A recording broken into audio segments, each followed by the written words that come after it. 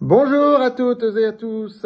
Savez-vous que lorsqu'il y a une forte demande de produits pétroliers bruts, comme par exemple le diesel, le kérosène, demande qui est provoquée à la fois par les consommateurs, comme moi, comme vous, ou par les entreprises, les grandes entreprises, hein, par exemple, quand il y a les vols d'avions se multiplient, qu'il y a besoin de kérosène, hein, à travers le monde, les vols d'avions se multiplient, donc ça peut arriver.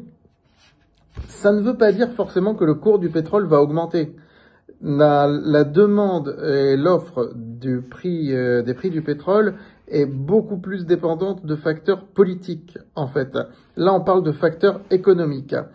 Et lorsque il y a ces facteurs économiques qui sont réunis, eh bien, ça ne va pas forcément faire monter les prix du pétrole, mais ça va faire monter le prix du raffinage. C'est-à-dire que la tonne de pétrole raffiné va coûter plus cher. Autrement dit, les boîtes qui vont gagner de l'argent, ce ne sont pas forcément les fabricants, les exploiteurs et fabricants de produits pétroliers, ça va être ceux qui font du raffinage. Et ça, c'est une tendance que j'ai vue venir en début d'année. C'est un signal faible, un signal caché du marché, que j'étais le seul à voir. Il y avait des articles, pourtant, mais dans le monde de la finance, personne n'a remarqué ça. Alors, qu'est-ce qui s'est passé une fois que j'ai remarqué cet état de fait? Je me suis dit que ça allait continuer, que le mouvement allait se poursuivre, parce que on ne voit pas le prix du pétrole remonter de sitôt, mais par contre, les marges allaient poursuivre leur hausse parce qu'il y avait un mouvement de reprise des vols aériens. Et puis, avec tout ce qui est guerre, etc., ça a tendance aussi à créer une pression positive sur le kérosène et sur ce genre de choses. Donc, je me suis dit, les marges de raffinage vont continuer à augmenter. Et c'est alors que j'ai recommandé un ETF. Les ETF servent à ça des fois, parce qu'il y a des ETF qui sont indexés sur les indices, des indices que personne ne regarde, comme l'indice des raffineurs pétroliers. C'est un indice, et donc il y a un ETF qui est indexé dessus, c'est le VanEck. VanEck, c'est une société américaine spécialisée dans des ETF un peu spéciaux et que je regarde pas mal. Donc le VanEck Oils Refiners, que j'ai repéré au mois d'avril, que j'ai recommandé au mois de mai dans la lettre Trackers de Capital, dont je suis co-rédacteur et coproducteur. Et regardez un petit peu le parcours de cet ETF depuis. Vous voyez qu'il est en très forte hausse. Il gagne plus de 35% en l'espace de 6 mois. 35% sur cet ETF. À ce jour, dans le portefeuille Trackers de la lettre Trackers de Capital, c'est l'ETF qui gagne le plus. Voilà, donc j'ai su le trouver à ce moment-là. Je n'ai jamais recommandé de le vendre à ce jour. Bien sûr, les abonnés à la lettre Trackers sauront quand est-ce qu'il faudra le vendre, évidemment. Mais quand on repère un signal comme ça que les autres médias financiers ne repèrent pas, que vous pouvez repérer, que vous pouvez tout à fait repérer, derrière, vous pouvez tout à fait voir s'il y a un indice positionné là-dessus, et là c'était le cas, et donc un ETF qui est lié à l'indice, parce que les ETF sont liés à des indices, forcément, à des paniers d'actions, en fait. Il y a une multiplication, un foisonnement d'indices dans le monde depuis que les ETF existent, faut le savoir.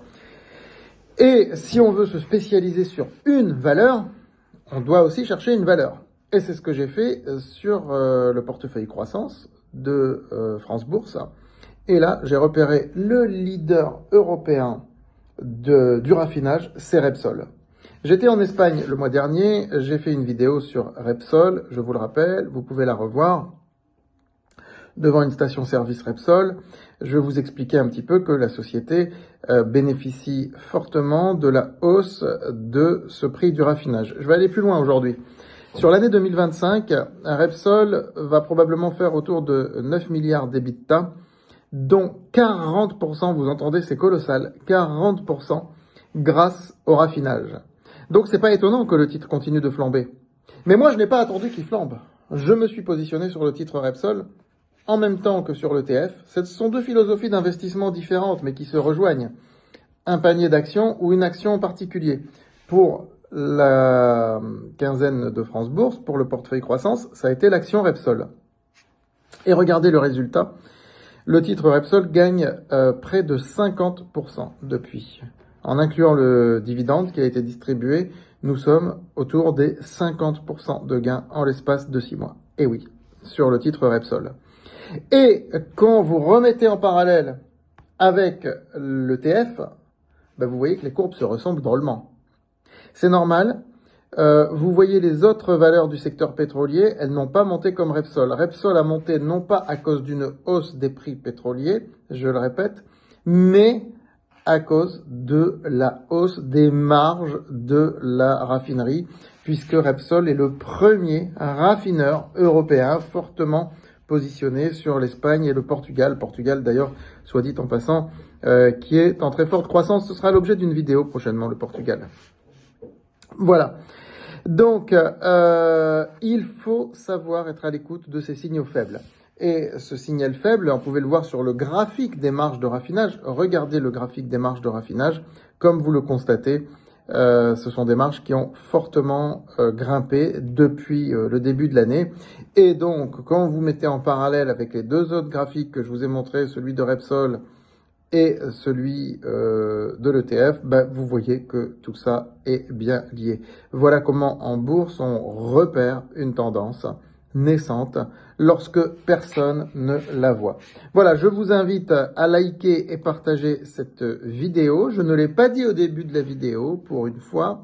Je vous invite bien sûr à vous abonner à cette chaîne YouTube. Et n'oubliez pas aussi bien de vous abonner à la lettre Trackers de Capital, qui est la seule lettre sur le marché spécialisé sur les ETF. Donc, je participe au choix d'ETF, je fais l'analyse sociologique et nous avons Nicolas Galland, journaliste de Capital spécialisé dans l'analyse technique, et la lettre Momentum qui, lui, fait l'analyse technique. Et il y a également Thomas Andrieux, le jeune spécialiste des cycles économiques, qui positionne l'ETF dans le cycle. Et n'oubliez pas, bien sûr, aussi de vous inscrire à francebourse.com, dont la quinzaine et son portefeuille croissance viennent tout juste de fêter leurs 24 ans. C'était le 1er novembre. Il y a donc 48 heures, puisque nous sommes aujourd'hui le 3 novembre. Voilà, je vous retrouve très vite pour une nouvelle vidéo sur France Bourse TV. À très vite.